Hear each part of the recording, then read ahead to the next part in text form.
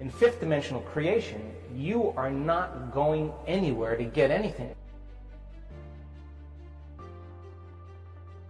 Fifth dimensional creation has nothing to do with going anywhere to get anything. Because if you combine a clear intention, a coherent thought, coherent brainwave pattern, with a coherent heart, moving into that elevated emotion, thoughts are electric and feelings are magnetic. The magnetism of this center becomes the energy. The intention is carried on that energy.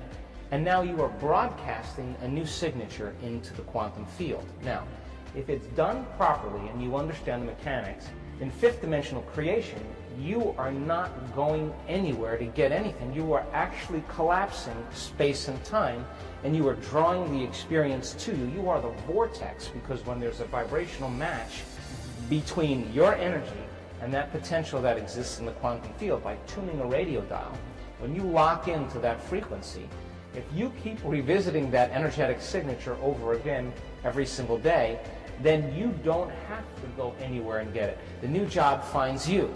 The new house actually finds you. The new relationship finds you, because you are the vortex that's drawing the experience to you. My definition of creation is when I forget about me. I become nobody, no one, no thing, no where, and no time. I become pure consciousness.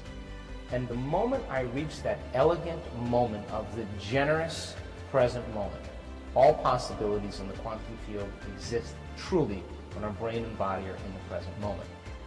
Getting there is the work. So then, most people then create reality from what we call three-dimensional creation. Now, when you teach people how to take their attention off of matter, off of objects, off of the particle, and sense energy and sense space and pay attention to nothing, the moment they begin to open their focus, all of a sudden the brainwaves begin to change from beta to alpha, but not only just alpha, where the imaginary inner world starts to become more real, but very coherent brainwave patterns in alpha. So when you're under stress, you're trying to control that person, that thing, that experience, and your attention is shifting from one thing to the next. Turns out that each one of those things has a neurological network in the brain assigned to it, because we've experienced it. So as you try to control all these things and your attention is shifting, you measure the brain. The brain is very incoherent. Why is it important to have coherency?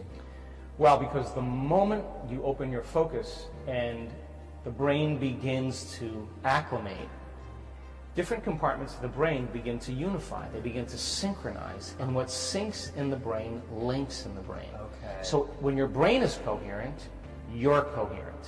When your brain is incoherent, you are incoherent.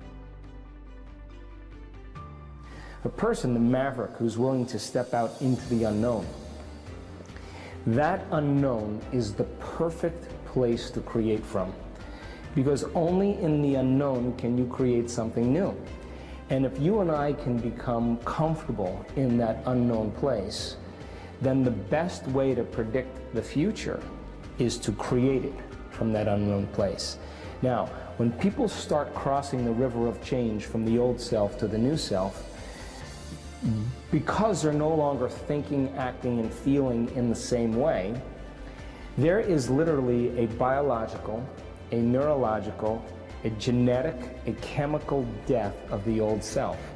And this dark night of the soul, this unfamiliar place, is the true value, the true step towards developing a new self. So then if we're leaving the old and we are creating the new, then the next most important question is, well, if I'm going to create a new self, what thoughts do I want to think? What behaviors can I plan? And as you begin to image and rehearse a new way of being, you're changing your brain and body neurologically and biologically. That's the neuroscientific model of mental rehearsal. And as we begin to remind ourselves who we no longer want to be, and we remind ourselves every day of who we do want to be, there'll come a moment where we begin to silence the circuits in our brain that are connected to the old self and inhibit the chemicals that reaffirm the same identity. and then begin to fire and wire new circuits in our brain that begins to install the neurological hardware that begins to create a level of inspiration where we start seeing new possibilities. We see a new landscape. We see a new horizon. And that person who crosses the river of change then all of a sudden has new opportunities in their life. In this field that I came upon a clue which has enabled me to help millions of people to find their earthly destinies. I want to describe my discovery in the simplest terms possible, because it will reveal to you why it is true that whatever the mind can conceive and believe, the mind can achieve, regardless of how many times you may have failed in the past or how lofty your aims and hopes may be. I caught my first fleeting glimpse of the profound law which provides the means by which we may choose our own purpose in life and attain it while I was being coached by Andrew Carnegie during the organization of the Science of Success philosophy. I had just finished telling Mr. Carnegie that I feared he had chosen the wrong person to give the world the first practical philosophy of personal success because of my youth, my lack of education, and my lack of finances. Well, at this point, Mr. Carnegie delivered a lecture that I shall never forget because it changed my entire life and paved the way for my helping to change the lives of millions of people, some of them not yet born. Let me call your attention to a great power which is under your control, said Mr. Carnegie, a power which is greater than poverty, greater than the lack of education, greater than all of your fears and superstitions combined. It is the power to take possession of your own mind and direct it to whatever ends you may desire. This profound power, Mr. Carnegie continued, is the gift of the Creator, and it must have been considered the greatest of all of his gifts to man, because it is the only thing over which man has the complete and unchallengeable right of control and direction. When you speak of your poverty and lack of education, Mr. Carnegie explained, you are simply directing your mind power to attract these undesirable circumstances, because it is true that whatever your mind feeds upon, your mind attracts to you. Now you see why it is important that you recognize that all success begins with definiteness of purpose, with a clear picture in your mind of precisely what you want from life. Then Mr. Carnegie continued his speech with a description of a great universal truth which made such an impact upon my mind that I began then and there to give myself a new outlook on life and set up for myself a goal so far above my previous achievements that it shocked my friends and relatives when they heard about it. Everyone, said Mr. Carnegie, comes to the earth plane blessed with the privilege of controlling his mind power and directing it to whatever ends he may choose. But, he continued, everyone brings over with him at birth the equivalent of 2 sealed envelopes, one of which is clearly labeled, the riches you may enjoy if you take possession of your own mind and direct it to ends of your own choice. And the other is labeled, the penalties you must pay if you neglect to take possession of your mind and direct it. And now let me reveal to you, said Mr. Carnegie, the contents of those 2 sealed envelopes. In the one labeled riches is this list of blessings. 1, sound health. 2, peace of mind. 3, a labor of love of your own choice. 4, freedom from fear and worry. 5, a positive mental attitude. 6, material riches of your own choice and quantity. In the sealed envelope labeled penalties, Mr. Carnegie continued, is this list of the prices one must pay for neglecting to take possession of his own mind. 1, ill health. 2, fear and worry. 3, indecision and doubt. 4, frustration and discouragement throughout life. 5, poverty and want. 6, and a whole flock of evils consisting of envy, greed, jealousy, anger, hatred, and superstition. Now, my mission in life is to help you and everyone who needs my help to open up and use the contents of the sealed envelope labeled riches. And the starting point from which you must take off if you wish to write your own ticket from here on out for the remainder of your life, I will describe for you in these simple instructions. 1, procure a neat pocket-sized notebook, something on the order of this one here, loose leaf affair. And on page 1, write down a clear description of your major desire in life, the one circumstance or position or thing which you will be willing to accept as your idea of success. And remember before you begin writing that your only limitations are those which you set up in your own mind or permit others to set up for you. And 2, on page 2 of your notebook, write down a clear statement of precisely what you intend to give in return for that which you desire from life. And then start in right where you stand now to begin giving. And 3, memorize both of your statements, what you desire and what you intend to give in return for it. And repeat them at least a dozen times daily. And always end your statements with this expression of gratitude for the blessings with which you were gifted at birth. I ask not, O divine providence, for more riches, but more wisdom with which to accept and use wisely the riches I received at birth in the form of the power to control and direct my mind to whatever ends I desire. If you are not too successful or self-satisfied to accept and express this profound prayer, if you accept it and express it in the same spirit of humble sincerity in which I pass it on to you, a new and a better world will reveal itself to you. A world in which you will see reflected the circumstances and the things which you yourself have created. And now let me close this, our first visit, with my favorite expression of gratitude. O divine providence, I ask not for more riches, but more wisdom with which to make wiser use of the riches you gave me at birth, consisting in the power to control and direct my own mind to whatever ends I desire.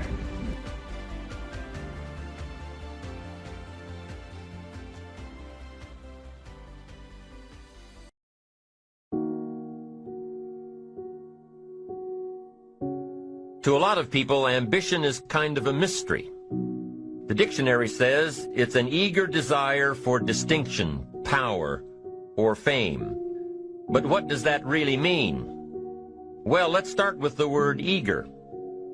Eager to see our kids in a dance recital. Eager to see an old friend. Eager to shop for a new car. Eager sounds like a lot of fun. But do you ever hear people say they are eager to live a better life? Eager to have a better family? Eager to make a lot of money? Probably not. And that's a problem.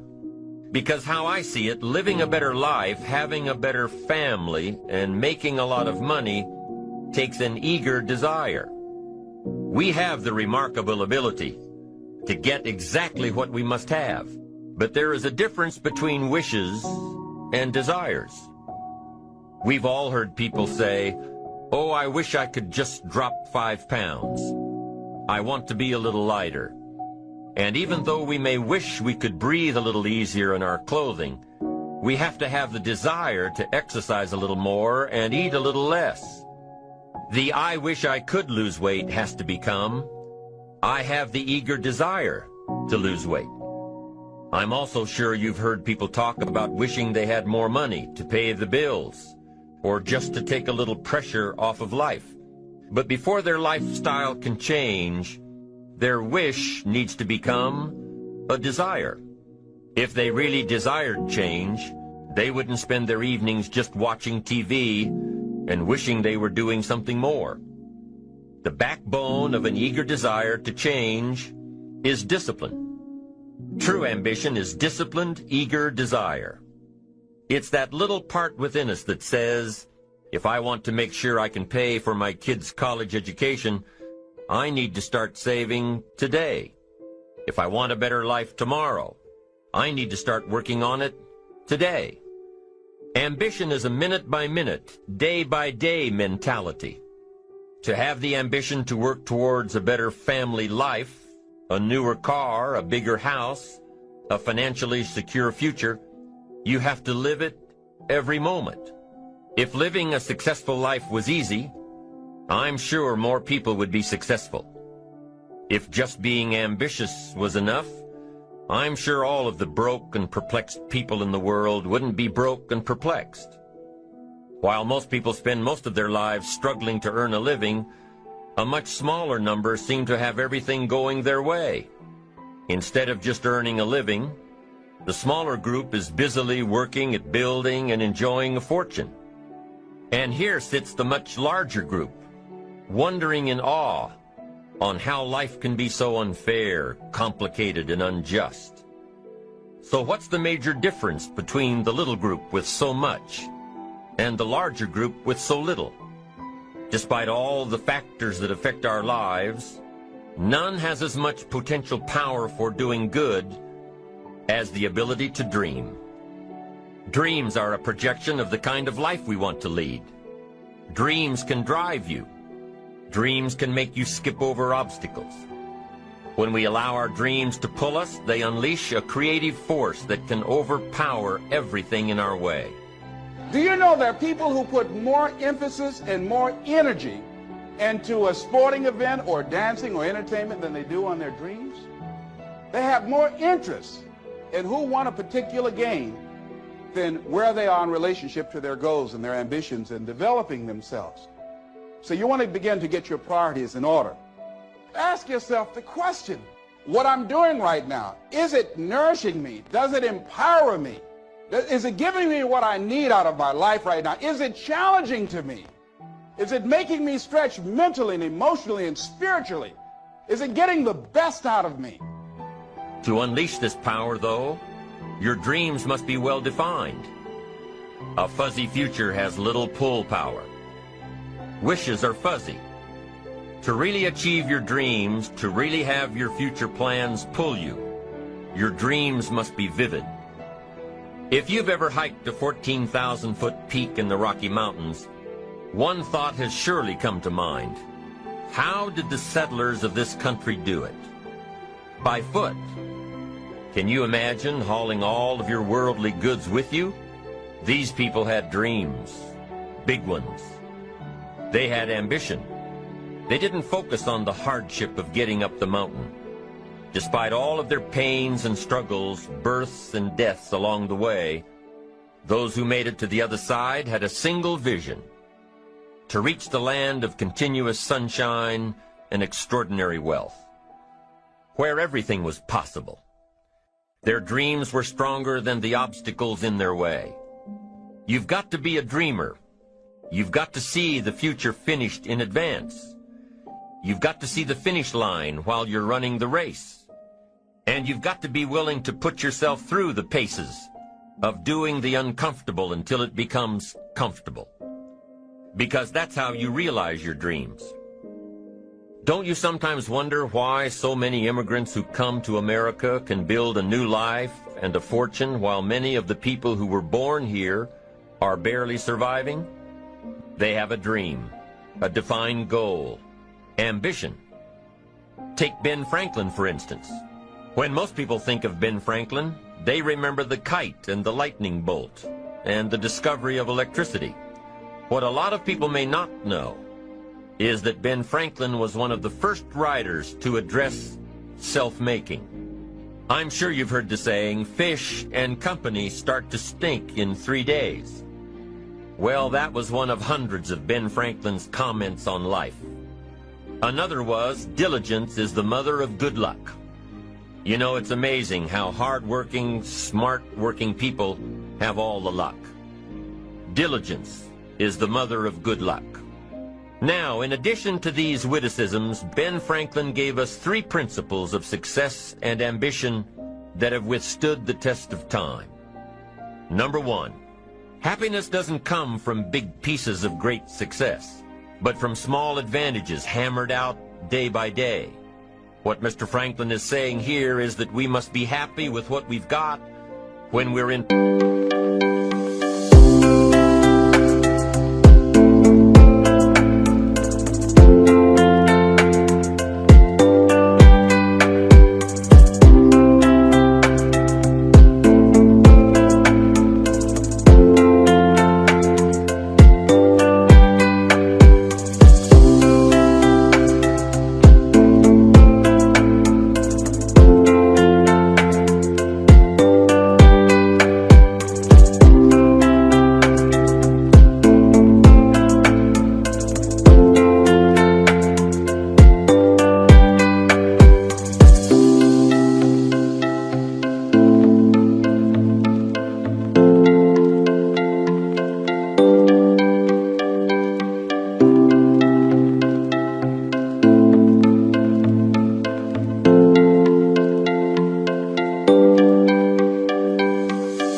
pursuit of what we want.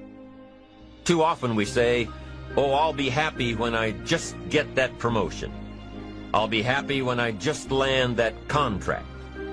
I'll be happy when I just have more money. I'll be happy when I just. You won't be any happier when you reach your goals than you are right now. It just doesn't work that way. Abraham Lincoln said it best. He said, you'll be as happy as you make up your mind to be. You'll be as happy as you make up your mind to be now. Right now. Being happy on the way doesn't mean you can't aim for great things. After all, look at everything Franklin accomplished in his lifetime. It means that big achievements come one small advantage at a time. It means that you've got to enjoy the journey. It means that you must enjoy and take pride in your little accomplishments. It means enjoying who you are becoming in pursuit of your eager desire. Every day. Every single day. Ben Franklin's second principle said that life is plastic. Within each of us is the power to mold ourselves and mold our environment. And it is within our power to work it and form it every minute, every day, every month, every year. By using your mind and your abilities and your attitude to work a little each day on molding your life, you'll soon see how magnificent your power is to gain those small advantages each day, the little steps it takes to build up to success. Principle number 3, success is a pleasure. If what you are doing today isn't satisfying, gratifying, guess what? You're really not successful. It doesn't matter how many worldly possessions you may have, how many cars, how many toys, how much money. If you're not happy,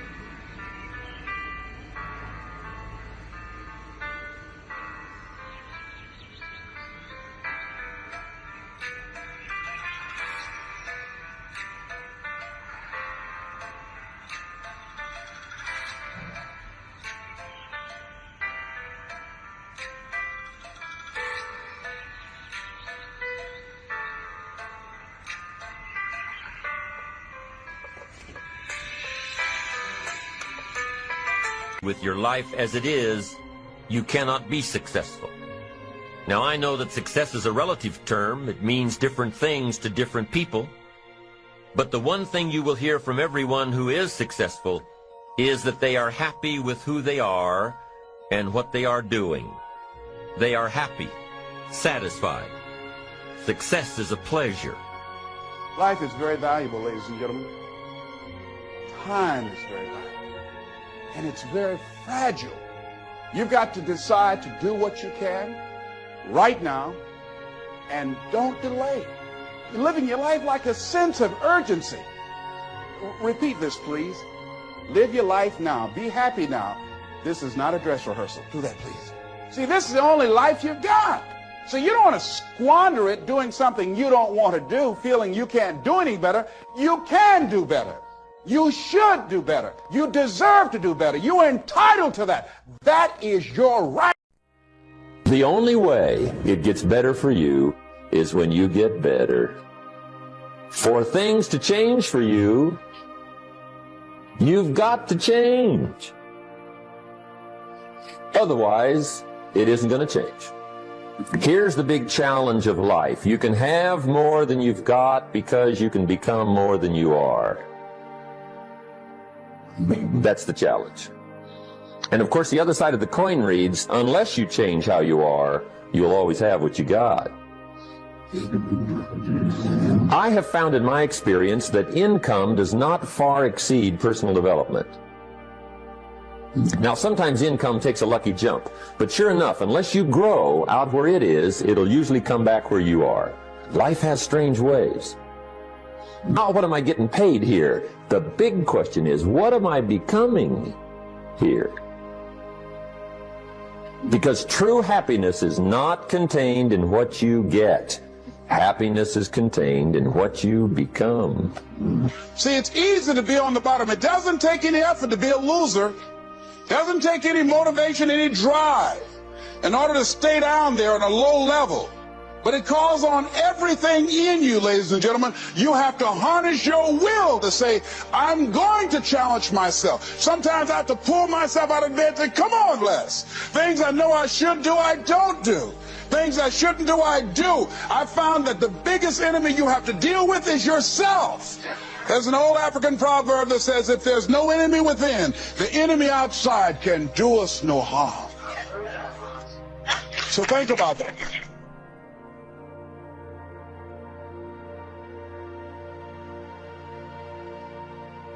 So as you begin to look toward making this your decade, as you begin to look toward making your life different, as you begin to look at yourself, you got to redefine yourself. Who are you right now? And who must you become in order to create what you want? What has to change about you?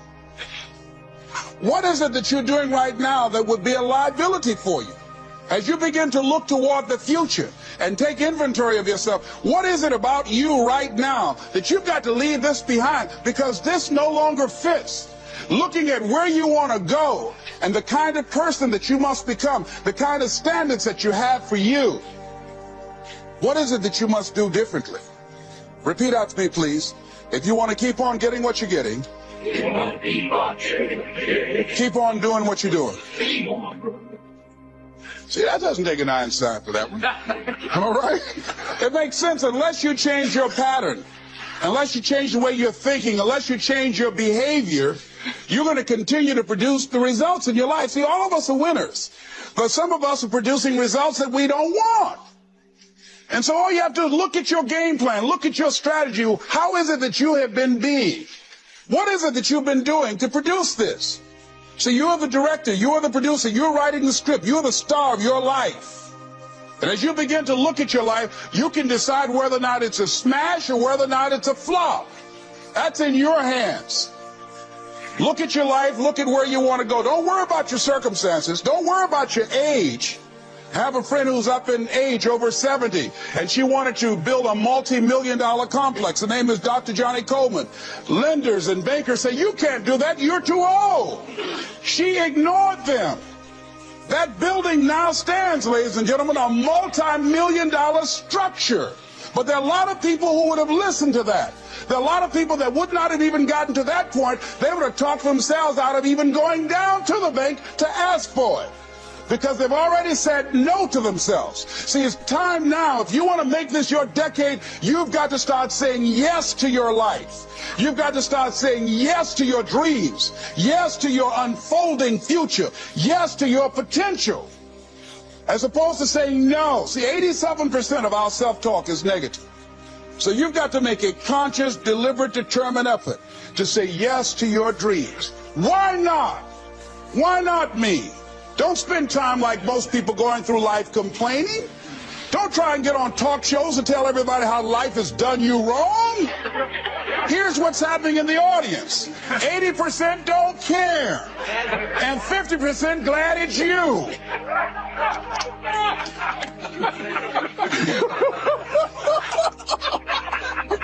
All right?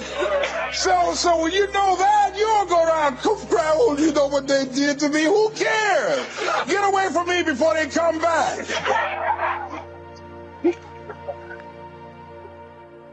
There's another kind of instinct that you need to be on the lookout for, and this one is a liar. This one is a saboteur. Well, this one is a backbiter.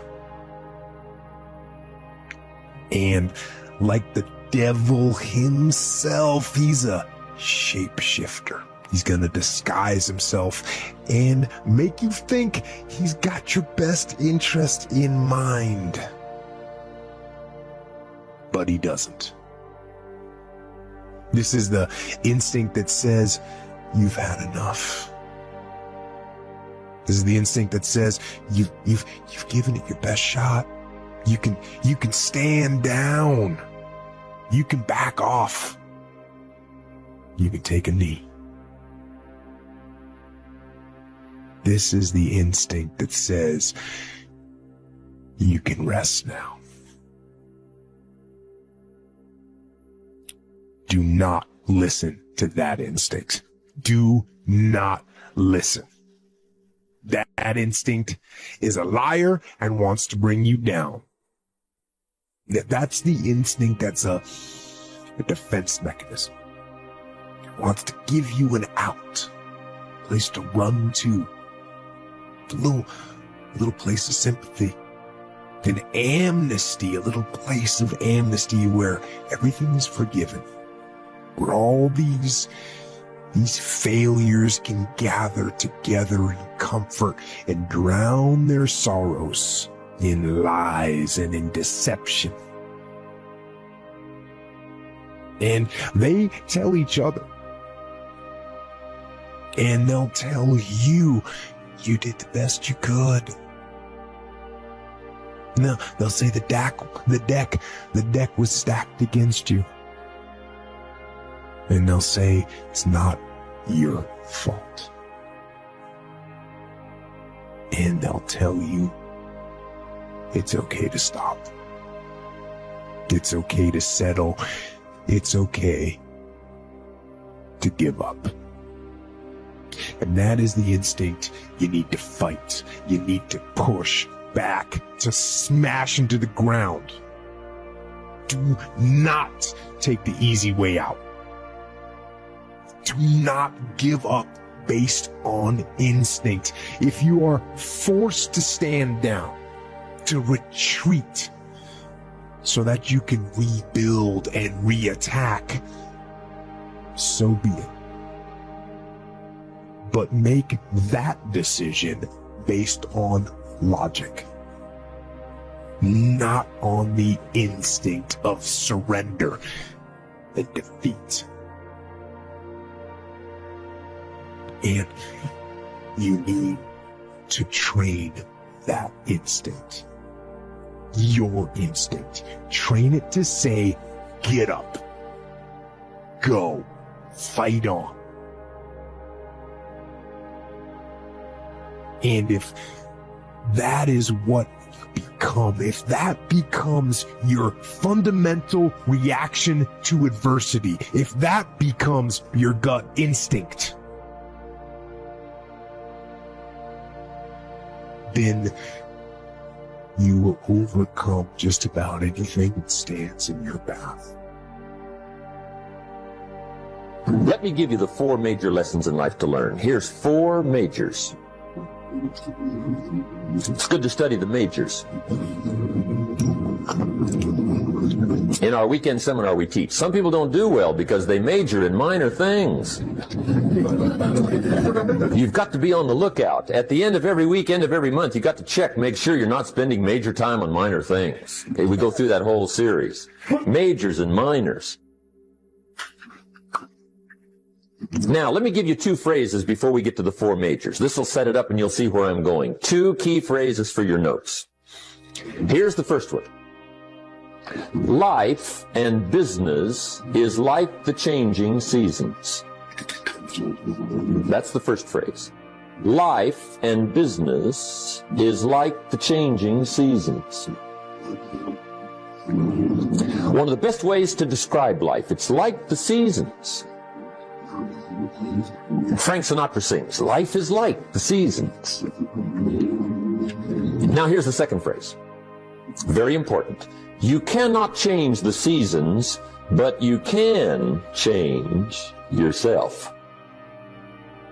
You can't change the seasons, but you can change yourself. And see, that's how life gets better for you, not by chance, but by change. Bottom line, the enemy targets people who have a dream.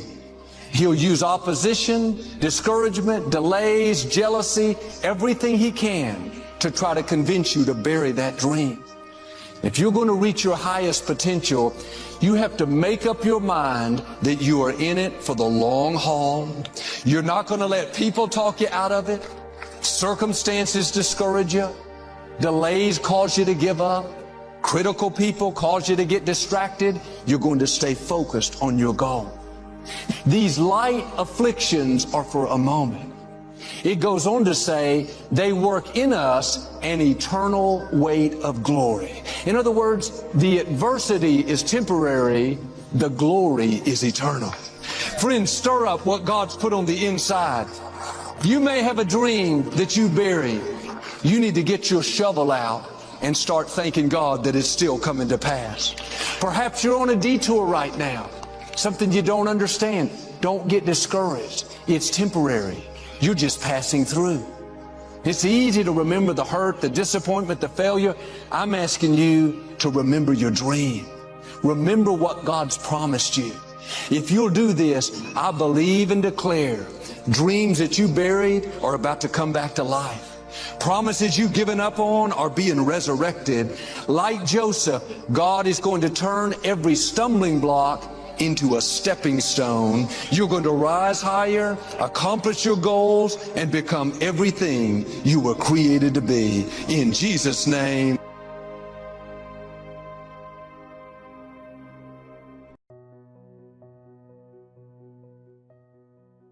If you want to be great, the burning sensation is you having to accept that you've something up, not as far along in the journey as you want to be, and what you have to learn how to do. If you want to be great, you have to learn to let it burn.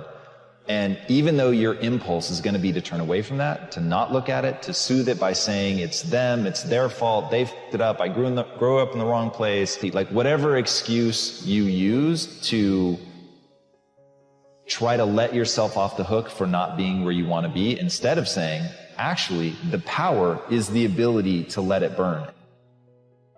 Not only is it possible, that's probably the best time to do it. When circumstances and situations are pressing in upon us, the only way we can overcome them is to go within, to actually begin to ask very empowering questions with the awareness that this universal presence and its law will answer any question that you ask.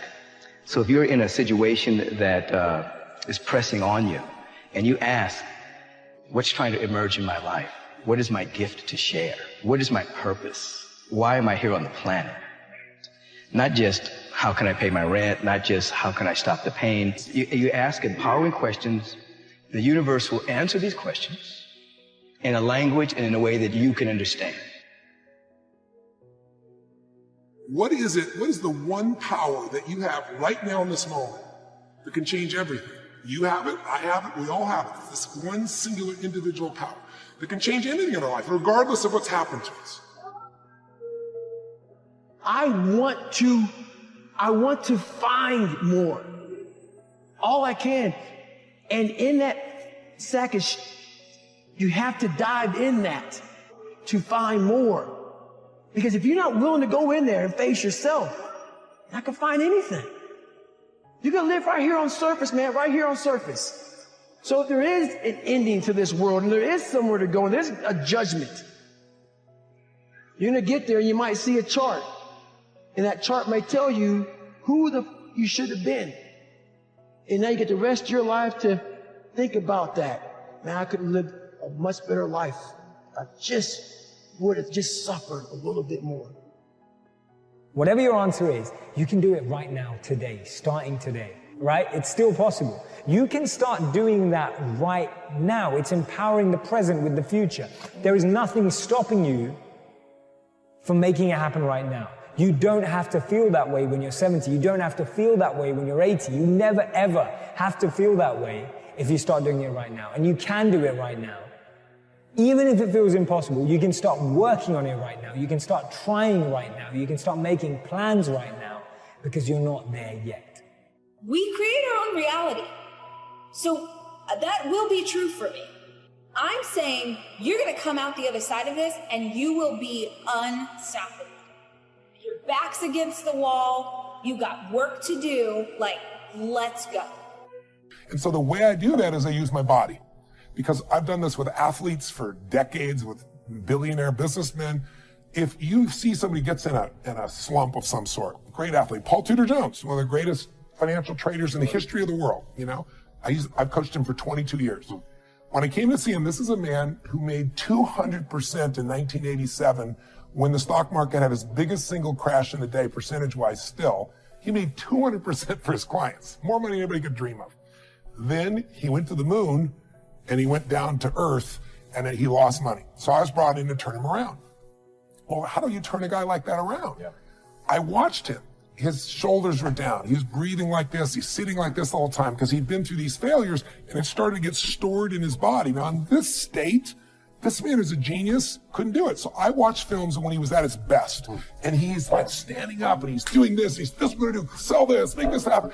And the movement, the intensity, the way he used his face. And so I showed him a video of himself today.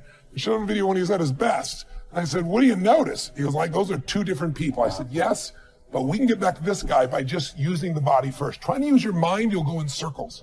But I've been teaching for years that a radical change in your body instantly changes your biochemistry. 38 years I've taught it. 2 years ago at Harvard, they did a study, scientifically proven what I've been teaching all these decades, where they call it power posture. Yeah, the Wonder Woman stance. Yeah, standing right? like Wonder Woman or Superman for 2 minutes. Yep. Or like you see a guy who's like this, pulled back like that for 2 minutes. Literally increases your testosterone in your biochemistry within 2 minutes by 20%. It drops cortisol by 18%, which is the stress hormone, and it increases your chance of taking a more risky behavior, which is what's required of a leader, by 33%. 2 minutes. Now that's just standing a certain way. I show people to use their voice, their body, their movement, which is 10 times more dynamic than just a stiff stance.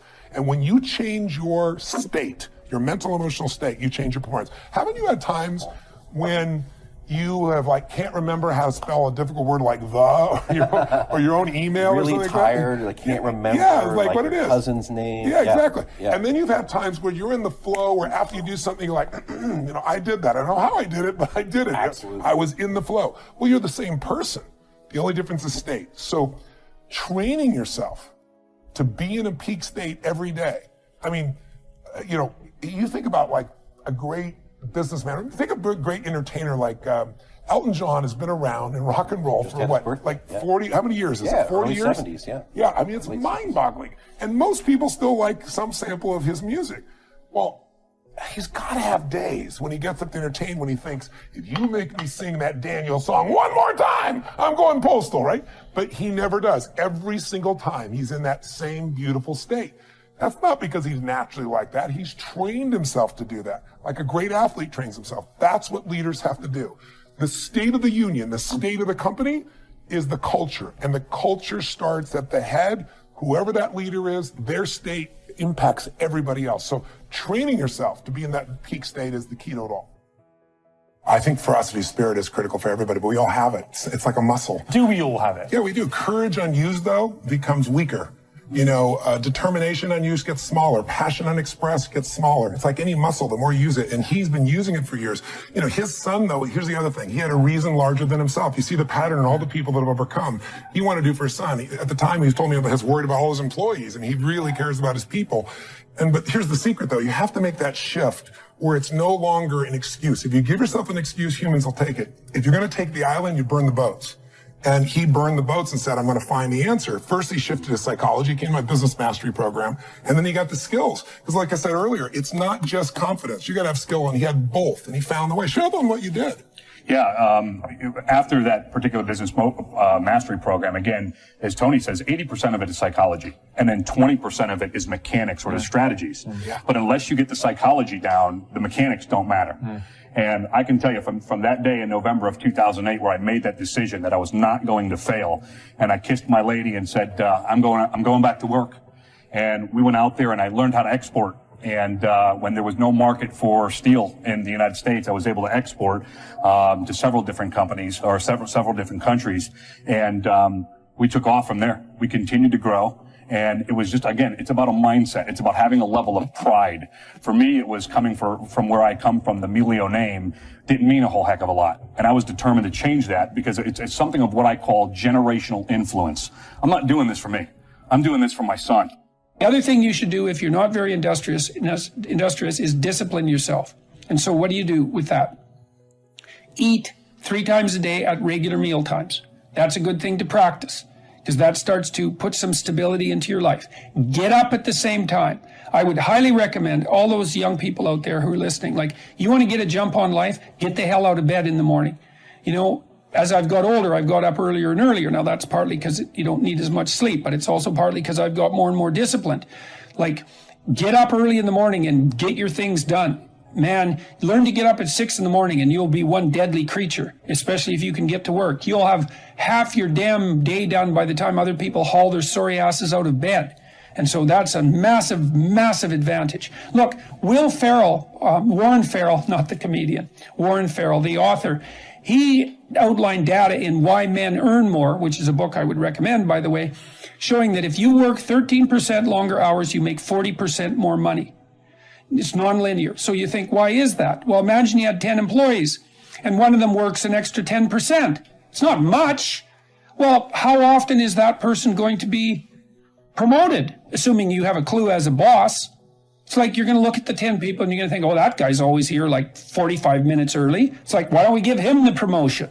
Obviously, right? So these small edges that you can manage like that, work an extra 10% or extra 13%, have non-proportional payoffs. That's part of the Pareto distribution. So get your sleep cycle organized so you get up in the morning. Learn how to do it. No excuses. I'm too tired in the morning. I don't like mornings. Who cares? That's not relevant. It's like discipline yourself so you can manage it. Schedule your meals, because that's a good disciplinary routine. And then learn to use a calendar, like Google Calendar. Most of you, many of you out there, do not use a calendar. Okay, a calendar is not a prison, and it's not a tyrant. Not if you use it properly. A calendar keeps anxiety at bay. It makes sure that you do what you need to do, which is important, because otherwise you fall behind. But if you use it properly, it's also helps you plan what you want to do. So I could say, well, lay out your damn calendar and design the days you would like to have. That's what your calendar is for. So you can put in all sorts of things in there you want to do, and that would be good for you. And that's a really good way to start being more industrious. Make a plan. You need a plan for 3 years. You need a plan for the next year. You need a plan for the next 6 months. You need a plan for the next 3 months. You need a plan for the week. You need a plan for the day. You need a plan for the hour. All of that. I make lists constantly of what I have to do. And they're like daily, weekly, monthly, yearly. Right now, I can't look out more than about 6 months, because my life is too complicated and chaotic. But you need a vision of who you could be, what character you could have. 3 to 5 years out, you can't go much farther than that because life is too unpredictable, I think, to make vision that's longer term than that subject to. There's too much chance associated with it to spend a lot of time on. Maybe you can stretch it to 5 years, and in rare cases, you can have a 10-year goal, but it has to be pretty low resolution. But you want plans at all those levels of resolution. You want to write the things down. And because what are you going to do? You're going to stumble around and get what you need? You're going to stumble around and be useful to other people? And it's useful to be useful to other people, They want to work with you then. They want to do things with you. They want to have you around. They trust you. They open up opportunities for you. And if you stumble around like you're blind, you're not going to get anywhere. And then you're going to suffer. And then you're going to be bitter. And then you're going to be cruel. So that's hell. That's a bad outcome.